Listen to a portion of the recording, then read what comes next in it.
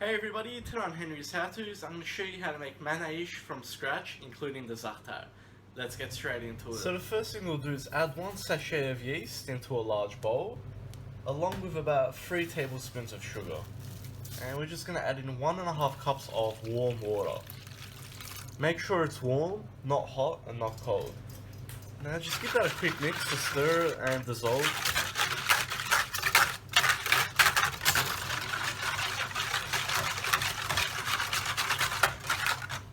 Just like so. Now just leave that there for about 5 or 10 minutes until the yeast starts to froth up. That's when it's activated. So after about 10 minutes, your water should start bubbling up like that. That basically indicates the yeast is active.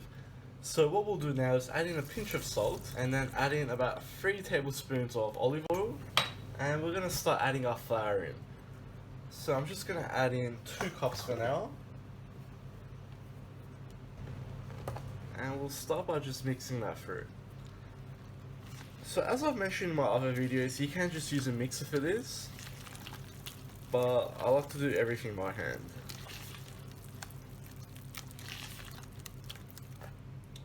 Add in another cup. The reason I don't add all the flour at once is it makes it clumpy. I like to gradually add it and slowly work it into a smooth dough. And make sure you're scraping the sides too. Now add in another cup.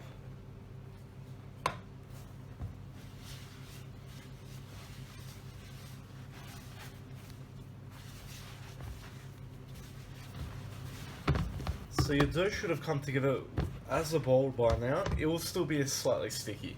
So we're going to add another 1/4 cup. And we're just going to work that through. And that should bring it all together and stop the stickiness. Once the stickiness has stopped, we're going to set that aside and just sprinkle some flour on a board. And just bring the dough ball out, and we're going to begin to knead it.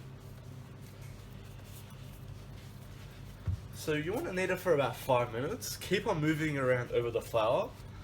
Also have some plain flour next to you as well. You may knead it if the flour runs out. But the kneading part is very important. So after about 5 minutes, that's our result there. Nice dough ball. So what we're going to do now is just place some more flour into our bowl, spread it around, and just place your dough ball straight in. And just cover the ball with some cling wrap. Make sure it's nice and tight. We don't want any air getting into it. And place it into a warm place for about 45 minutes. Now while we're waiting for our dough to rise, we're going to start with our actual za'atar mix. So we're going to start by adding in 5 tablespoons of dried thyme with about 5 tablespoons of dry oregano. And we'll also add in a teaspoon of salt. That will help crush it. And now we just want to crush that up.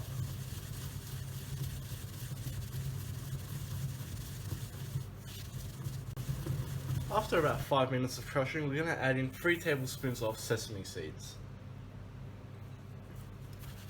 And we'll start crushing that as well. Now guys, this all isn't necessary. You can just mix all the ingredients together. But I find when it's mixed together like this, it has a much better flavour. And the flavour is much more evenly distributed. And finally, we're going to add in 1/2 cup of red sumac. And we're going to mix all that through as well. And at this stage, obviously we have to be more careful that it all doesn't come out. Now we're going to bring across a bowl and empty all that straight in. And we're just going to add 1/2 teaspoon of black pepper as well. And we want to mix that through as well. So basically that's our za'atar mix down. We're just going to top it up with 3/4 cup of olive oil. So give it a good mix up, get it all mixed. And that's ready to be used. So all we're going to do now is wait for our dough. So it's been about 35 minutes now. As you can see, it's rise.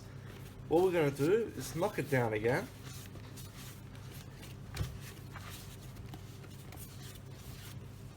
We're going to place it back, cover it again, and let it rise again for another 20 minutes. Okay, so as you can see, it's risen for the second time. Now if you touch it, see it leaves indentations and it's nice and soft. So now we know it's ready. So, we'll we'll set that aside. We'll flour up our board again, and we'll also preheat our oven to 200 degrees Celsius. Now we'll bring our dough out. You just want to push it down and knead it just very quickly to get all that yeast gas out. And you just want to roll it into a larger log. This will just make it easier to portion. So we're going to go through the middle, so we got a half. Each of these halves will half again. Each of those will half. So we'll do one at a time, of course. So grab each piece, and just in your hand, using your palm and your fingers, you want to roll it into a ball. So what I'm doing is I'm tucking it from the bottom with my fingers like that, by using my palm to push it as well. And then you'll be left with a small dough ball like that. Just roll it in your palm, and just set it down like that. Now we'll put the rest of the dough balls off the board, flour our board again, and what we're going to do is, using a rolling pin, we're going to flatten this.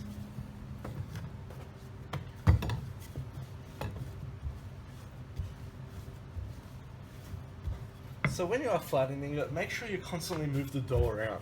If you leave it in one place, you're making it more likely for it to stick to the actual board, and then you just have to start over again. So I'm just going to give my tray a light spray of cooking oil. And we'll get our base and place it straight on. And you just want to move it around and just adjust it so it fits perfectly into the tray. Just like that. Now what you want to do with your fingers is just push down on it as well. This will relieve really small indentations, and our za'atar mixture will stay better in that. That's one of the tricks. Just like so. So we'll set that aside, bring it across the next dough ball. After every base, just reflour your board. And once again, using the rolling pin, we'll just flatten it. Okay, so I'm going to bake 2 at a time. So I've put them into another tray as well, just in case the oil leaks out. I don't want to create a mess in the oven. So what we're going to do is get our za'atar mixture. We're going to place about 2 to 3 tablespoons of the mixture on top, and just spread it around.